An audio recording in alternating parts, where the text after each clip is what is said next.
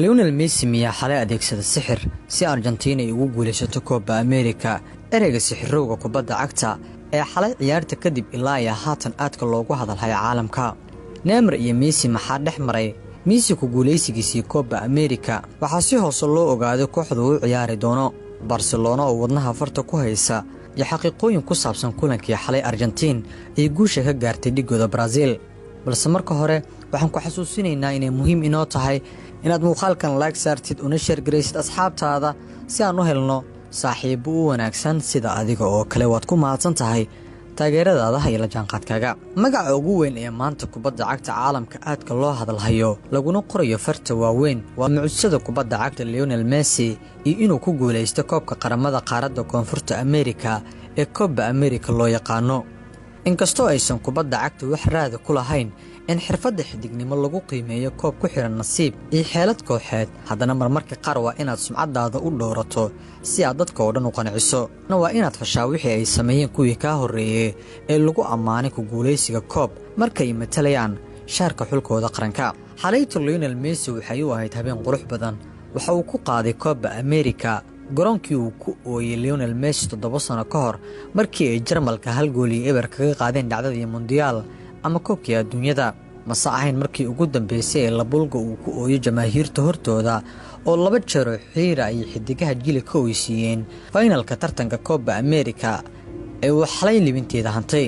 ciyaarta oo laga baastay Brazil xilli saacada geeska Afrika ay ahayd 9 saac oo habeenimo, haddana badi dadka xiiseeya kubadda cagta ayaa saliyadooda u sii dhigtay shaahooda kafeega ahna u sii karsaday si u daawadaan kulankii xalay dhaxsaday magaalada Rio de Janeiro ee cariga Brazil.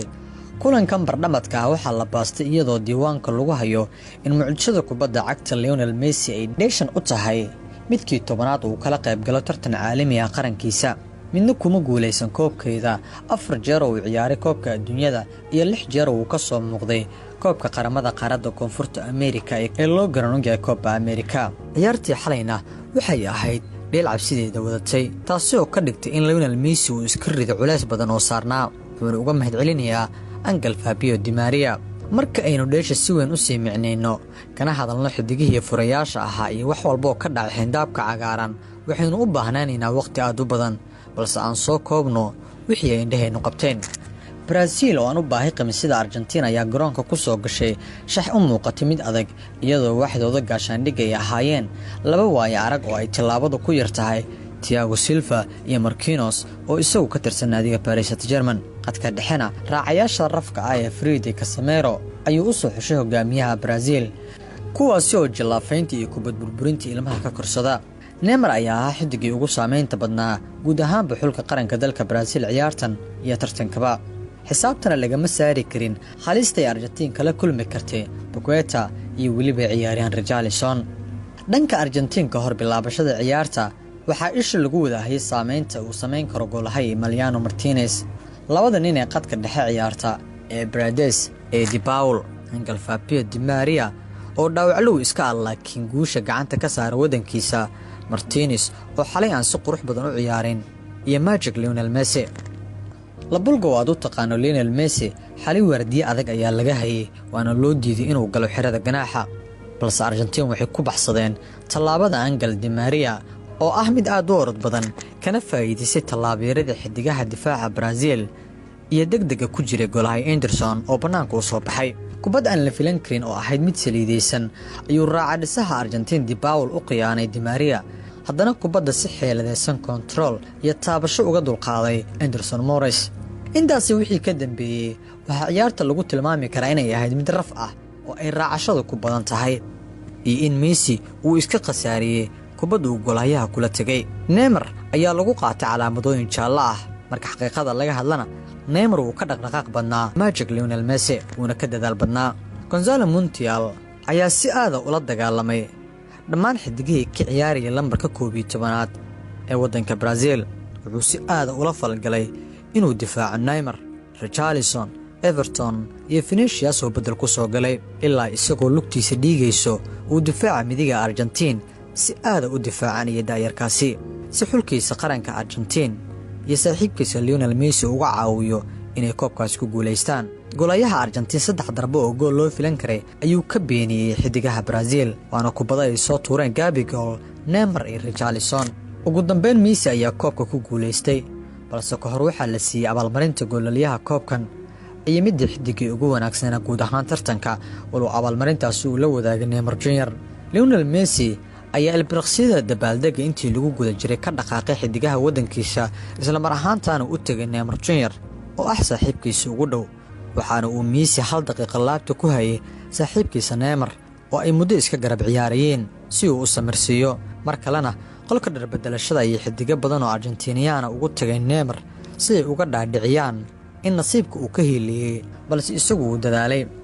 Messi isagu waa saaxir, wuxuu watay waxyaabo dheeri ah oo ka baxsan caadiga, taasi uu ku noqday xidigii ugu wanaagsanaa abid. waa ereyadii lagu qeexay Messi. haddaba su'aasha milyanka doolarku ka ceyso waxa ay tahay, Messi miyaa sixir la soo galay garoonka si aysan gool u dhalin xidigaha Brazil oo xalay xitaa haddii ay wax walba sameeyeen hal gool dhalin waaye? jawaabtaasi waa maya, balse haddii aad tabiyaha ciyaarta ka maqashay ereyada sixiroole u qaaday inay tahay samaynta ficiladiisa caadiga ka baxsan, iyadoo saxafiyiinta badi ay isku raaceen in Messi lagu tilmaami karo sixiroole ama mid ka yimid duni kale. Argentina Messi ayay wateen oo ay xitaa xalay ka jiiftay koobka kuma aysan qaadin sixir ee goolkii Di Maria ay ku qaadeen. Lionel Andres Messi waa xidiga ugu saameynta badan tartanka marka loo eego caawintiisa iyo goolashiisa, inkastoo ay xalay ka jiiftay haddana haddii uusan Messi ku jiri lahayn Argentina xitaa ma aysan heli lahayn 4 dhibcood sabab la xiriirta caawintiisa iyo goolashiisa oo ah kuwa ay Argentina heerkan ku soo gaareen. sidoo kale dadka qaar waxay isweydiinayaan Lionel Messi xalay uu telefoonka kala hadlayay. sida la isku raacay, Lionel Messi xalay wuxuu telefoonka kula hadlayay qoyskiisa isagoo u sheegay isagoo farxadda la qaybsanayay maadaama iyagu ay shaashada ka daawanayeen oo aysan garoonka joogin. xaaskiisii carruurtiisa ayuuna si fiidiyowga kula hadlayay, waana kan muuqaalkii laga duubay waqtigaasi.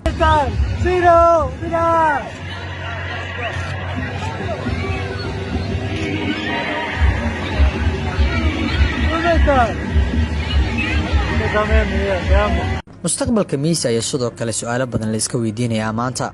Messi mustaqbalkiisa iyo kooxda uu ciyaari doono qofna si dhab uma oga, laakiin waxaa la saadaalinayaa oo si hoose loo helay in Barcelona ugu yaraan 2 sano oo heshiis uu la gaaray, iyadoo guusha Messi ee Copa America la hubo inay siin doonto wiilka Argentina inuu qaab ciyaareed fiican ku soo laabto maadaama uu iska riday culayskii wadankiisa. adiga ahaana sidee ayaad u aragtaa in Messi ku guuleysto tartanka Copa America? kooxdee ayaadna saadaalinaysaa in Messi xagaaga soo socdo uu ciyaari doono?